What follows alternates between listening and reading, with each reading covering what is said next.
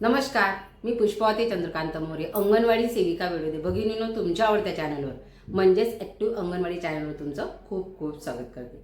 सेविका ताईंनो, आजच्या व्हिडिओच्या माध्यमातून आपल्या सगळ्यांना माहिती आहे की काल परवापासून आपल्या कम्युनिटीचे ग्रुप असतील किंवा यूट्यूबच्या माध्यमातून आपल्या एक गोष्ट आपल्या लक्षात आली असेल। गेल्या बऱ्याच दिवसापासून आपल्या सेविका त्या गोष्टींची वाट पाहत होत्या, परंतु हा फक्त मुंबई उच्च न्यायालय नागपूर खंडपीठाचा आदेश आहे। आता तो आदेश शासनाने मानायचा किंवा नाही हे शासनावर अवलंबून असतं, कारण जोपर्यंत शासनाचा GR प्रत्यक्षरित्या निघत नाही की तुमचं 45 फक्त कोर्टाने जी वयाची अट होती आपली 1 जानेवारी बघा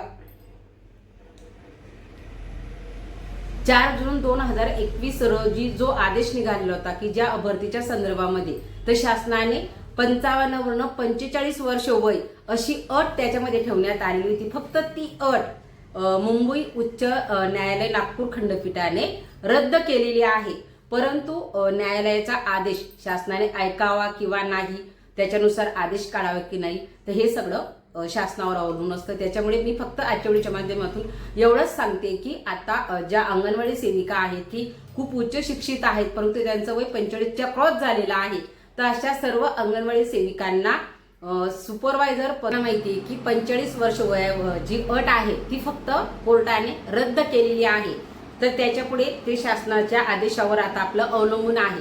परंतु तरी देखील आपल्याला आशा बाळगायला काहीच हरकत नाही की कमीत कमी जी मागची अट ठेवलेली होती 55 वर्षापर्यंतच्या ज्या सेविका असतील तर त्यांना देखील चान्स मिळू शकतो। परंतु ही जी गोष्ट आहे तर ही गोष्ट सर्व शासनावर अवलंबून आहे, आणि आपण जर म्हटलं तर फक्त कोर्टाने ती केस जिंकलेली आहे, पण अजून फक्त अट रद्द झालेली कुठली 45 वर्ष वयोगटाची। मग आता ते 50 ठेवतात का, ते 55 ठेवतात का, आता हे त्यांच्यावर अवलंबून आहे।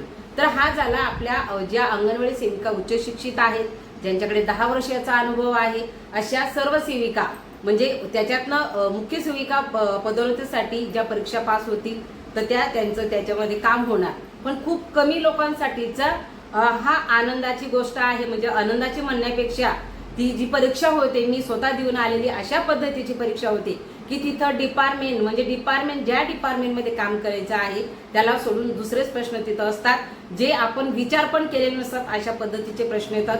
तरी पण माझ्या ज्या इच्छुक ज्या माझ्या सेविका असतील की ज्यांना प्रमोशनसाठी ही परीक्षा द्यायची आहे आणि त्यांना संधी मिळत असेल तर त्यांना मी आता शुभेच्छा देते, त्यांनी अभ्यासाला लागावं असं देखील मी त्यांना सांगेन।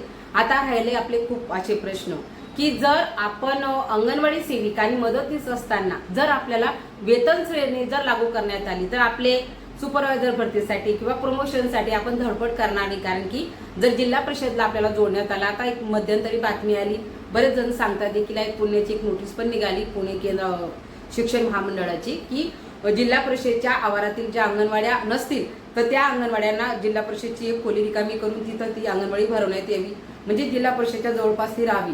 तर हे का की पूर्वशालेय शिक्षणाला जोडूनच पुढचं जिल्हा परिषदमध्ये आपले मुलं जातात, म्हणून आपल्या बऱ्याच जणांना असं वाटलं की आपल्याला जिल्हा परिषदला जोडलं जात आहे, परंतु त्या गोष्टीमध्ये तसं काहीच तथ्यता नाही। पण आपण वेळोवेळी मागणी करत असतो की आपल्याला वेतन श्रेणी लागू झाली तर आपले सगळेच प्रश्न सुटणार आहेत, मग आपल्याला वारंवार वाढ मागण्याची गरज नाही, आपल्याला वारंवार आपल्याला हे द्या आपल्याला ते द्या सांगण्याची गरज नाही। फक्त आपला एकच मुद्दा आहे की आपल्याला कमीत कमी 4थी श्रेणीमध्ये आपण जर बसून गेलो तर आपल्याला खूप साऱ्या गोष्टींचा आपल्याला फायदा होणार आहे, पण असं होताना चित्र दिसत नाही।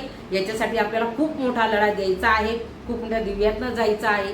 सद्यस्थिती जर पाहिली तर आपल्या सगळ्यांना माहिती आहे की केंद्राचं 2 महिन्याचं मानधन आपलं थकलेलं आहे, राज्याचं मानधन 14 मेला झालं, म्हणजे इतकी वस्तुस्थिती आहे की बरेचशा अंगणवाडी सेविका मदतनीस या एकट्या त्यांच्यावर कुटुंब चालतं, विधवा परित्यक्ता घटस्फोटित काहींचे वडील नवरे बेपत्ता, म्हणजे अशा खूप मला कमेंटच्या माध्यमातून कळतं की आपल्या खूप साऱ्या ताई इतक्या विकल्प म्हणजे ते इतक्या हवालदिन झालेल्या आहेत, अशा परिस्थितीमध्ये त्यांना त्यांचं हक्काचं मानधन देखील त्यांना वेळेवर मिळत नाही, केंद्राचं मानधन मिळत नाही, मागे एकदम 3 महिन्याचं झालं।